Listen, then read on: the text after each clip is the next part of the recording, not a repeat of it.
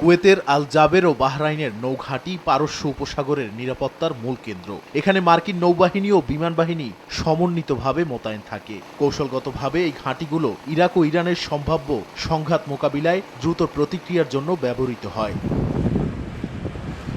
কাতারের আল উদেইদ ঘাঁটি এবং সংযুক্ত আরব আমিরাতের আল দাফরা ঘাঁটি প্যাসিফিক থেকে মধ্যপ্রাচ্য পর্যন্ত বিমান ও ড্রোন অপারেশনের কেন্দ্র। এরা কৌশলগত নজরদারি, সশস্ত্র অভিযানে সহায়তা এবং তথ্য সংগ্রহে গুরুত্বপূর্ণ ভূমিকা রাখে।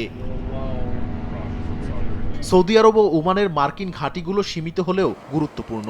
ওমানের মাস্কাট ও সেলাল বেজ ভারত মহাসাগরীয় নৌপথ নিয়ন্ত্রণে সহায়তা করে। সৌদি আরবের ঘাঁটি বিশেষায়িত প্রশিক্ষণ ও বিমান পরিচালনার জন্য ব্যবহৃত হয়।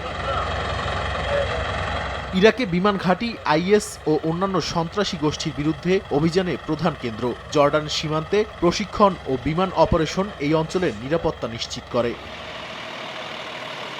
মধ্যপ্রাচ্যে মার্কিন ঘাঁটিগুলো এককভাবে নয়, একটি নেটওয়ার্ক হিসেবে কাজ করে। নৌ, বিমান, ড্রোন এবং স্থলবাহিনীর সমন্বয়ে যুদ্ধ ও নজরদারি পরিচালনা করা হয়। এগুলো শুধু সামরিক উপস্থিতি নয়, রাজনৈতিক প্রভাব এবং স্থানীয় মিত্রদের নিরাপত্তা নিশ্চিতে ব্যবহার করা হয়।